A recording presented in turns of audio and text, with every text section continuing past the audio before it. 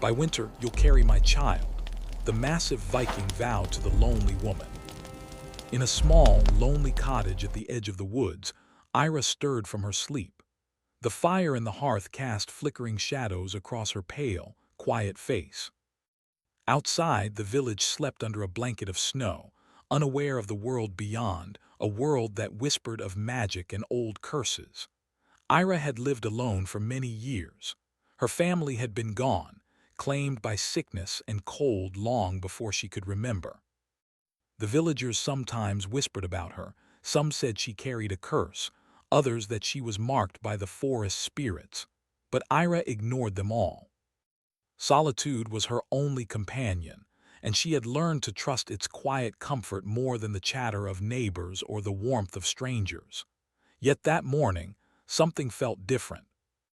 The wind carried a tension she could not name, a heaviness that made the hairs on her arms stand on end. She wrapped her shawl tighter and stepped outside, her boots crunching against the frozen ground. From the cliffs, the sea stretched out like a silver mirror, waves trembling beneath the gray sky. It was then she saw him. Thorvald. He stood on the shore far below, his massive figure silhouetted against the icy waves. Even from a distance, Ira could see the broadness of his shoulders, the strength in his stance, and the sword at his side, long and gleaming. He looked like a man carved from stone, a warrior who belonged to storms and battlefields rather than cottages and quiet forests. But it was his eyes that froze her in place. They were sharp, stormy, and yet, somehow, searching. There was something familiar in the way he looked at the world, something that mirrored the loneliness she had carried all her life. Ira turned back to her cottage as if to find courage, but the wind seemed to call her forward. She felt drawn to him, though she did not know why. Thorvald began to climb the slope, each step deliberate, heavy, and sure. The snow resisted him, but he moved like a force of nature itself, unstoppable and unyielding. By the time he reached the edge of the forest, the first flakes of snow were thick in the air, sparkling against his dark hair and armor. Ira stood at the edge of her path, uncertain. "Who are you?" she called softly, her voice almost lost in the wind. Thorvald's gaze settled on her, piercing and unwavering. "I am Thorvald," he said, his voice deep like rolling thunder. "I seek a woman of the forest." Ira's heart skipped. She had lived in solitude for so long that even a visitor's presence could make her anxious. "A woman of the forest?" she asked, her voice trembling slightly. "You mean me?" He nodded, stepping closer, boots sinking into the fresh snow. "Yes. They say you have knowledge of old magic, of the spirits that linger where men dare not tread. I need your help." Ira's brow furrowed. "Help? I know little more than what the trees whisper. What could a massive Viking want with me?" Thorvald smiled faintly, though his eyes remained serious. "You know more than you think, and I am no ordinary man."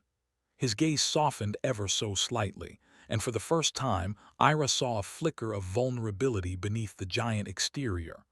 "I am Thorvald of the North. My people suffer, and there is a curse upon my family. Only your knowledge can aid me." Ira studied him. He was tall, broad, and undeniably strong, yet there was something heavy in his eyes, a burden, a weight she recognized in her own heart. "Why me?" she asked. "Why should I help a stranger?" "Because," he said, stepping closer until the snow swirled between them, "I have seen your heart. It is strong even if you hide it, and because I believe fate has led me to you." The wind picked up, wrapping around them both like a living thing. Ira felt a shiver, not from cold but from the intensity of his gaze. She wanted to turn and retreat, to close the door of her heart as she always did, but something inside her, a spark long buried, stirred awake. Thorvald took another step forward. "I will not ask lightly," he said. "I am a man of honor and I speak only the truth. By winter you will carry my child." The words struck Ira like a thunderclap. Her heart froze and the wind seemed to still around them. She stared at him, unsure if he had truly spoken. You cannot mean that," she whispered, backing away. Thorvald's face remained solemn, almost mournful. "I do. This is not a threat nor a demand. It is a vow, a promise of union, of fate, of what must come to pass if we are to save what we hold dear. Ira felt her chest tighten. His words were bold, reckless even, but in them there was an undeniable gravity. He was not asking, he was declaring, as if the world itself had already chosen this path for them. I cannot, she stammered, stepping back toward her cottage. I do not know you. You do not need to know me, he said softly, almost tenderly. You need only trust the path before you. I will wait. The winter will come, and with it our destiny. Ira closed the door behind her, leaning against it, trying to calm her racing heart. Thorvald's shadow lingered outside, a figure against the snow, immovable and real. She pressed her hands to her face, whispering to herself, Fate, why must it reach for me so? Days passed, yet Thorvald did not leave. He stayed in the village, quietly observing, offering his strength in small ways, helping with wood, aiding the fishermen, defending the villagers from wild beasts that roamed the forest edge. He was careful, respectful, yet every glance he cast toward Ira carried the weight of his vow. Ira, in turn, struggled with emotions she had buried for years. She admired his courage, his honesty, and even the gentle humor he displayed when no one was looking. But she also feared him, feared the intensity he brought, the consequences of a promise she did not fully understand, and the power that seemed to radiate from him like heat from a forge. One evening, as the first serious snow of winter fell, Thorvald approached her cottage once more. He carried no weapons, only a simple cloak to shield him from the cold. Ira met him at the door, silent, her breath visible in the crisp night air. I will not speak of the vow again tonight, he said, his voice low. I only wish to know you, to understand you if you allow it. Ira studied him, the wind curling around their faces. For the first time, she did not look at the giant Viking as a stranger, nor as a threat. She saw a man weighed down by responsibility and loneliness, much like herself. Then we shall speak, she said quietly. Hours passed, filled with stories of the forest, the village, and the distant lands Thorvald had traveled. He spoke of battles, yes, but also of simple moments, of sunrises over fjords, of quiet nights spent watching the stars, of the small joys he had rarely allowed himself to enjoy. Ira listened, fascinated, letting the walls around her heart weaken just a little. And in the quiet, as the snow fell heavier and the firelight danced between them, something shifted. The air between them seemed charged with an unspoken promise, a connection neither fully understood yet could not ignore. As night deepened, Thorvald rose, preparing to leave. Rest now, he said softly. The winter comes, and it will demand much of us both. When the time is right, you will know what you must do. Ira watched him leave, the echo of his footsteps fading into the storm. Her heart pounded, her mind a whirl of fear, longing, and a strange hope she had not felt in years. She pressed her hands to the door, whispering into the darkness, Fate, have you truly chosen this for me? Outside, the wind howled louder as if answering. Somewhere beyond the forest, a wolf cried, and the snow swirled in a circle around the cliffs. The world seemed alive with anticipation, waiting for the promise of winter to unfold.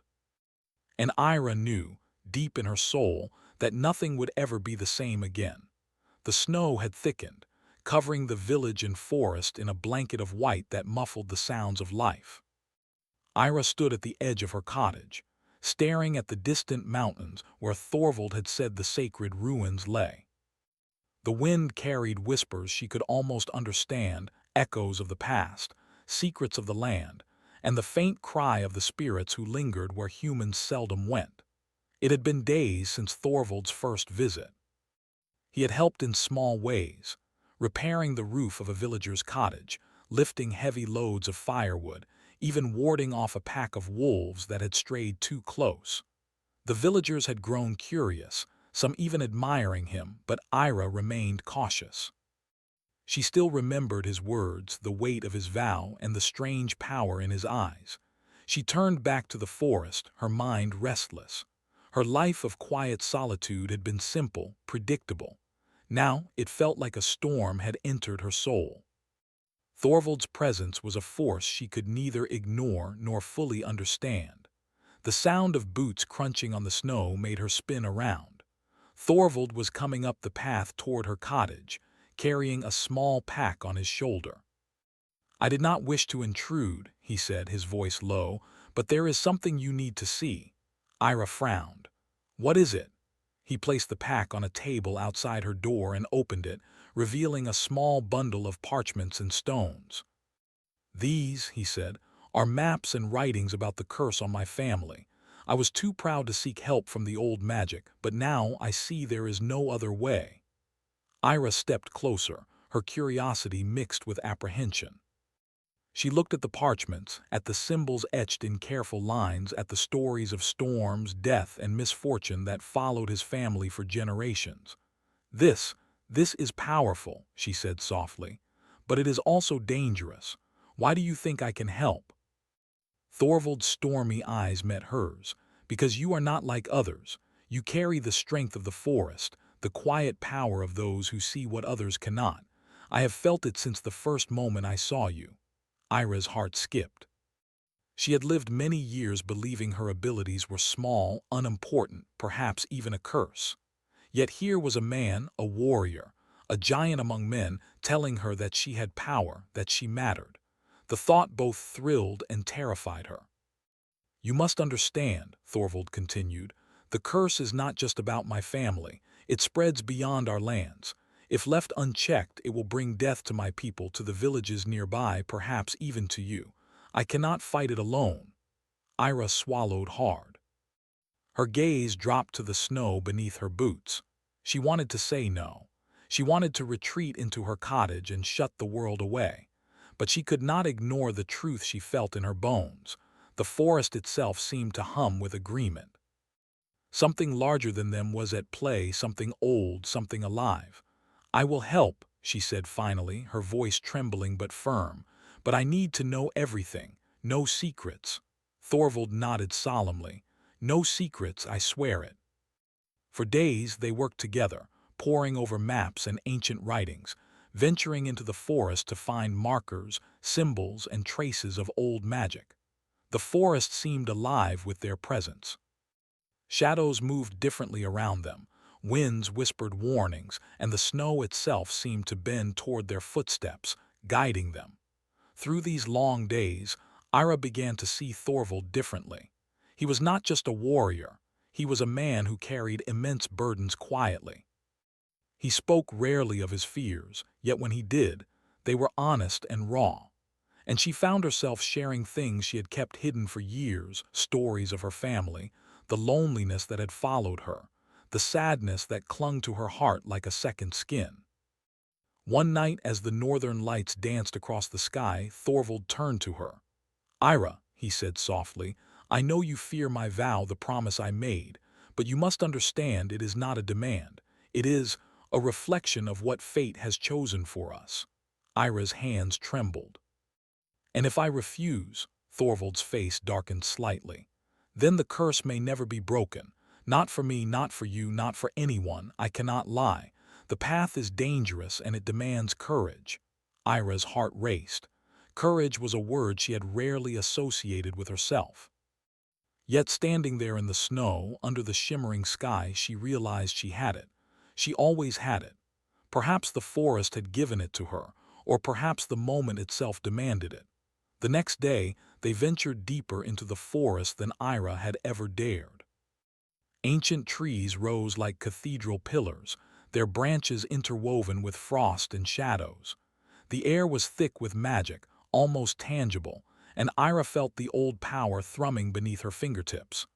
"This is the place," Thorvald said, stopping at the edge of a frozen stream. "The markers here show the boundary between what is human and what is beyond. If we follow the signs, we will find the source of the curse." Ira knelt by the stream, brushing the snow aside to reveal strange symbols etched into the ice beneath. She traced them with her fingers, whispering the old words she had learned as a child. The ice shimmered under her touch, glowing faintly blue. Thorvald watched, his arms crossed, his eyes unreadable. "You are remarkable," he said finally. "I have faced storms and enemies, yet nothing compares to this." Ira looked up, meeting his gaze. For a moment she felt something shift, a spark of trust, perhaps even admiration, but with it came fear. He was strong, powerful, capable of taking what he wanted with his strength, and yet he did not. He waited. He trusted her. That night they camped near the ruins of an old temple, half buried in snow. Thorvald had gathered wood for the fire, and Ira had set up a small space for herself. They did not speak at first, each lost in thought. The fire crackled, throwing warm light against the cold darkness. Finally, Thorvald spoke. "Ira, I will not hide my feelings. When I made the vow, it was more than a promise. It was a hope that you might see me not only as a stranger or a warrior, but as someone who could stand beside you, who could protect you and perhaps love you." Ira's heart ached. She wanted to look away, to deny the feelings stirring within her, but she could not. I do not know if I can," she admitted. "I have lived too long in solitude. I have seen too much loss. How can I trust anything?" Thorvald reached out, placing his large hand gently over hers. The warmth of his touch contrasted with the icy night, and for a moment all her fear seemed to melt. "Trust is not easy," he said softly, "but neither is facing what fate places before us. I do not ask for blind faith, only for a chance to prove myself." Ira felt a strange calm settle over her. Perhaps it was the sincerity in his voice, or perhaps it was the understanding that they were not alone in their struggle. Together, they could face what was coming. But as they slept, the wind outside carried a different sound, something darker, a whisper of warning from the spirits of the forest. Somewhere in the distance, a shadow moved, watching them, waiting. The curse that Thorvald sought to break was not a simple one. It had a life of its own, and it would test them both in ways they could not yet imagine. The following morning, Ira awoke to find Thorvald gone. Panic rose in her chest, but then she noticed a small note left by his hand. "Meet me at the old bridge by the frozen river. There is something you must see." She dressed quickly, wrapping herself in her shawl, and hurried through the snow. The forest seemed quieter than usual, the shadows deeper, the air heavier. When she reached the bridge, Thorvald was waiting, his silhouette framed by the pale morning light. He held out a hand, not in command, but in invitation. "You must see this," he said, leading her to the center of the bridge. Below, the river churned under layers of ice, but there, glowing faintly beneath the surface, was a dark, writhing shape. Ira gasped. What is that?" Thorvald's expression was grim. "The curse," he said. "It is alive. It seeks to spread, to destroy. And it will not wait for us to be ready." Ira felt a cold shiver run down her spine. The reality of their task, the danger they faced, pressed heavily on her chest. And yet, as she looked at Thorvald, standing strong and resolute beside her, she felt a flicker of courage ignite within her. Whatever this curse was, they would face it together. And in that moment, for the first time, Ira understood the depth of the bond Thorvald's vow had already created, a bond that would not be broken, no matter the trials to come. The wind howled around them, the snow swirling like spirits dancing in the morning light. And somewhere deep in the frozen river, the curse waited, patient and dangerous, ready to test the courage and hearts of the woman and the warrior who dared to defy it. The northern wind was sharper than usual, cutting through Ira's cloak as she climbed the steep path leading toward the ruined temple. The forest had grown darker, almost unnatural, as if it resented their intrusion. Every tree loomed like a giant sentinel, its branches twisted, skeletal fingers reaching for the gray sky. Ira tightened her grip on her staff and glanced at Thorvald. He walked beside her with quiet confidence, his great frame moving with the precision of a predator. Yet despite his strength, there was a tension in his shoulders, a hint of unease that mirrored her own. They were no longer merely villagers walking in the snow, they were intruders in a place that held old, powerful magic. You feel it too, Thorvald said, his voice low.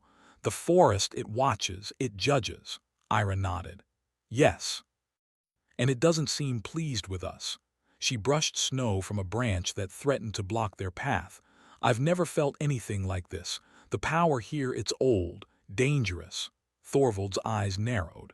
That is why we must be careful. One wrong step, one careless word, and the curse could strike us before we even reach the temple. They walked in silence for hours, the snow thickening, the path becoming less visible. Ira kept her mind focused on the signs she had studied, faint symbols etched into bark, patterns in the snow, the whispers of the wind. The forest responded to her presence, sometimes guiding them, sometimes resisting. She realized that her power was growing with each step, though she still felt its limits. By midday, they reached a frozen river, a barrier of ice stretching across the valley below. The old bridge they had used before was gone, destroyed by winter storms. Thorvald looked down at the rushing water beneath the ice. We must cross here, he said, pointing to a narrow path of hard, clear ice. It will hold our weight, but only if we trust each other. Ira hesitated. The river roared below, a reminder that nature itself was a force to respect, even fear. And if it breaks, she asked, her voice barely above a whisper. Thorvald met her gaze. Then we will fall together. The weight of his words sank into her chest. It was more than a warning, it was a promise. She nodded, trusting him, and together they stepped onto the ice. It held firm beneath their feet, though every crack and creak sent shivers down her spine. Thorvald stayed close, his presence a shield against fear. When they reached the other side, the forest beyond seemed darker still, older, and more twisted. The ruins of the temple rose from the snow like a memory of a forgotten age, its stone pillars etched with strange runes and frost. A heavy silence hung over the place, broken only by the sound of the wind through broken archways.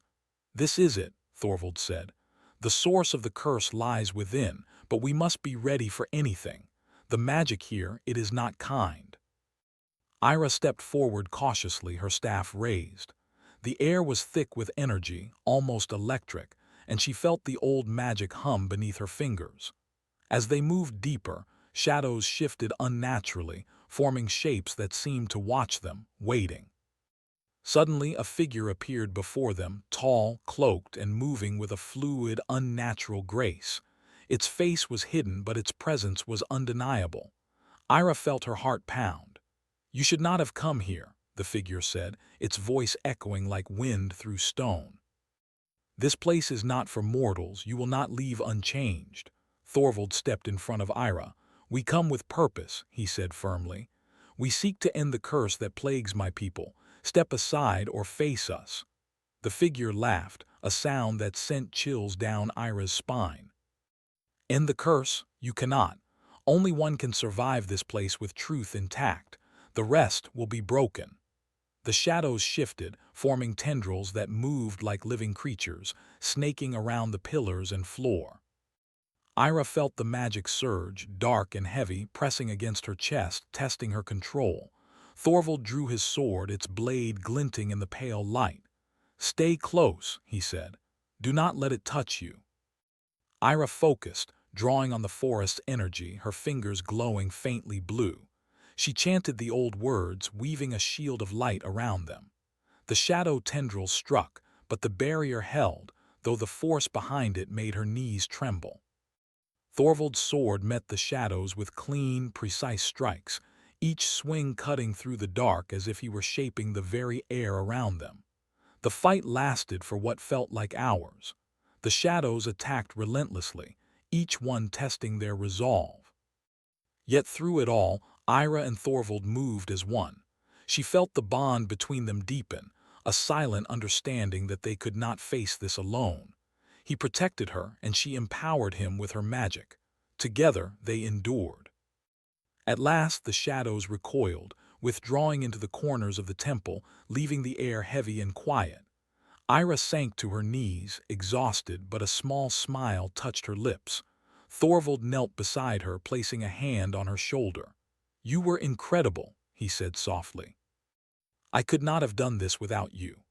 Ira looked up at him, their eyes meeting. For a brief moment, the weight of the curse, the snow, and the danger seemed to vanish.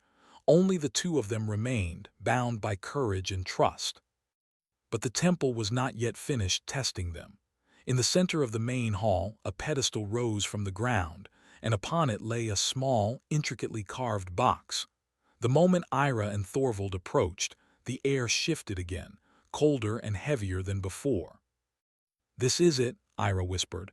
"The heart of the curse." Thorvald nodded. "Be careful. Whatever is inside, it will try to tempt you, to frighten you. You must face it without fear." Ira reached for the box. The moment her fingers touched it, visions flashed before her eyes, images of loss, despair, and failure. She saw her family, her village, even Thorvald falling into darkness, and the pain was so real that she gasped. Thorvald's voice broke through the visions. "Ira, focus on us. Focus on the path we choose, not what the curse shows." She drew a deep breath, centering herself. The forest's energy flowed through her, steady and constant.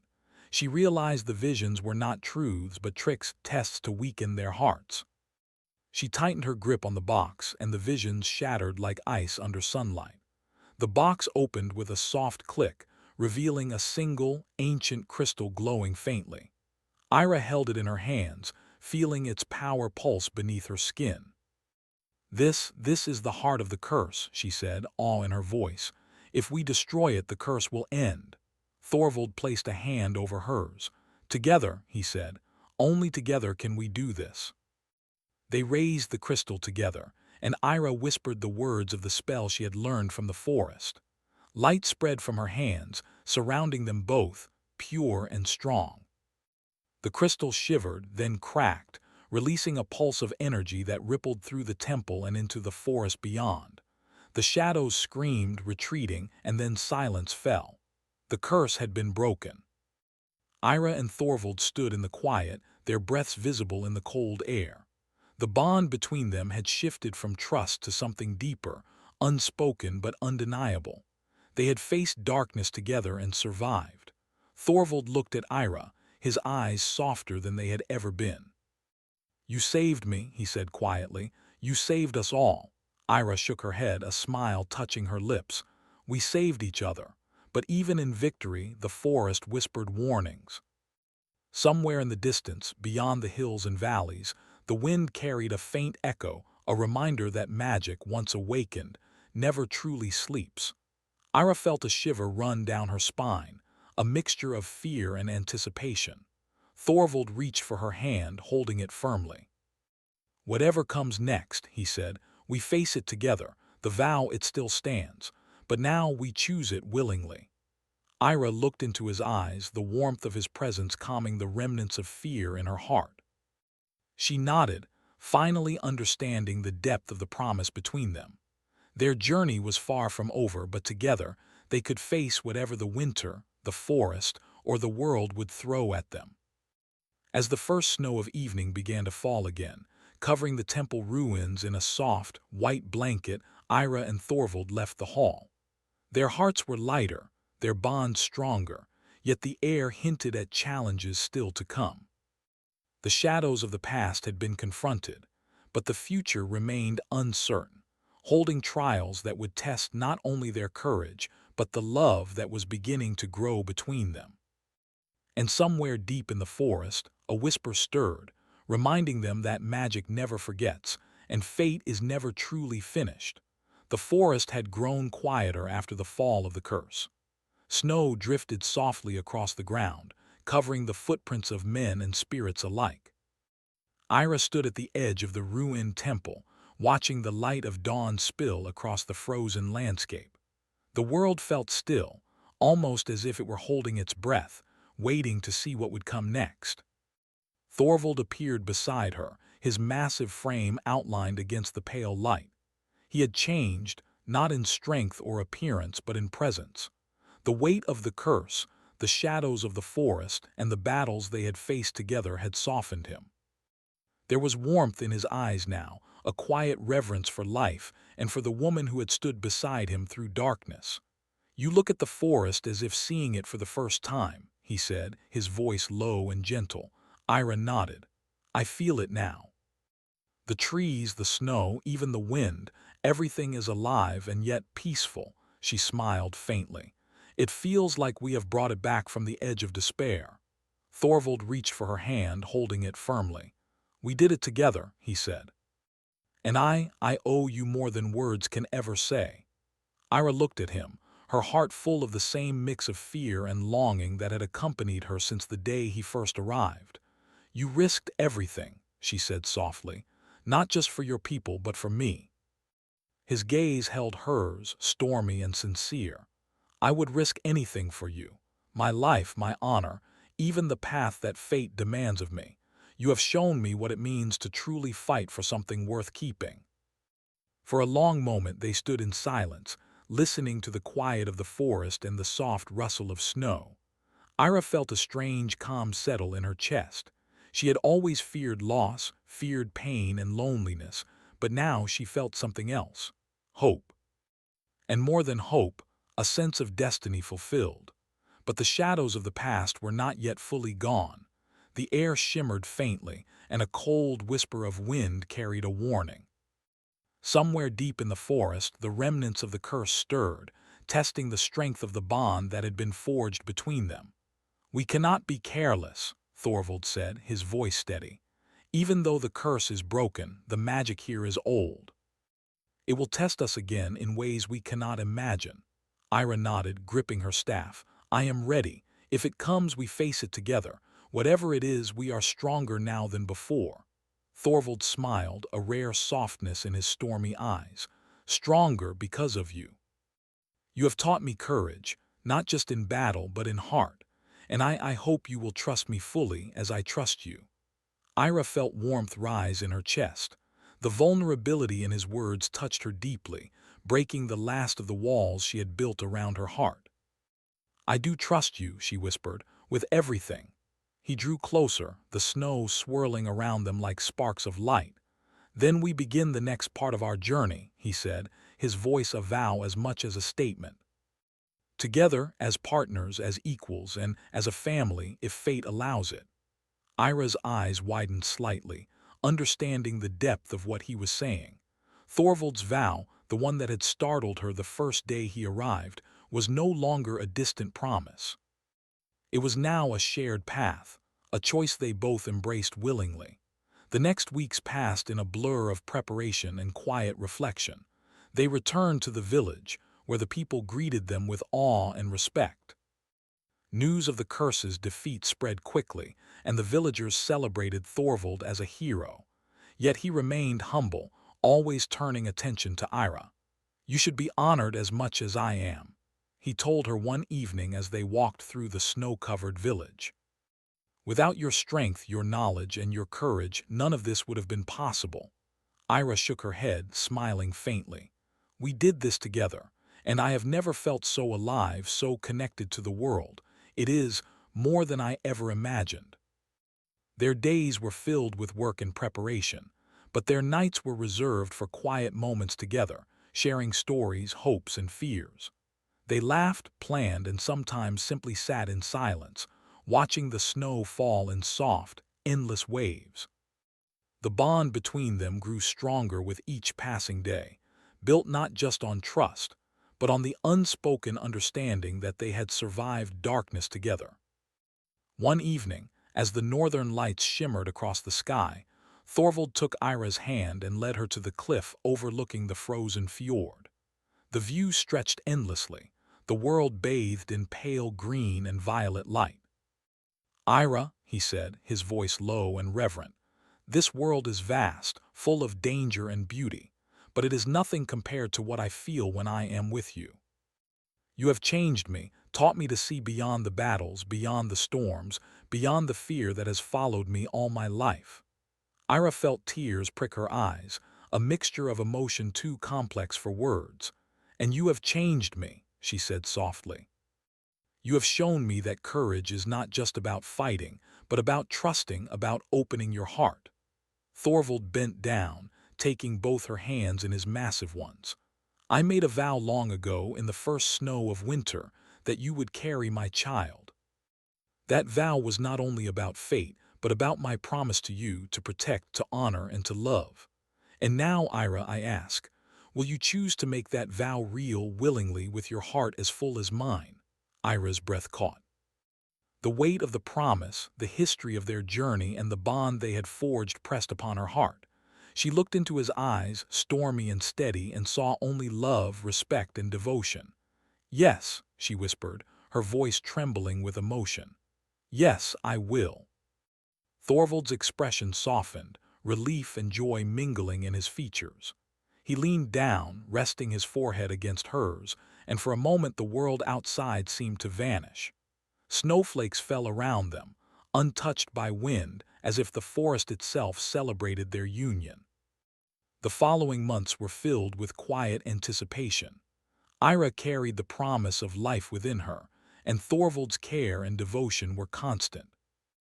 They prepared the village for the winter, shared their knowledge, and strengthened their bond, not just as lovers but as partners in life. Ira often walked through the forest, feeling the old magic pulse beneath her skin, guiding and comforting her. She could sense the spirits of the forest, no longer hostile but watchful and protective. And always Thorvald was beside her, steady, unwavering, a pillar of strength and love. One snowy morning, as the first full winter storm swept across the mountains, Ira felt a shift within her. It was subtle, a warmth and movement that told her the life they had chosen together was growing. Thorvald noticed it immediately, concern and joy mingling in his eyes. "You feel it too," he said, kneeling beside her. Ira nodded, placing a hand on her belly. "Yes, it is real, and it is ours." Thorvald smiled, a rare, gentle smile that reached the depths of his eyes.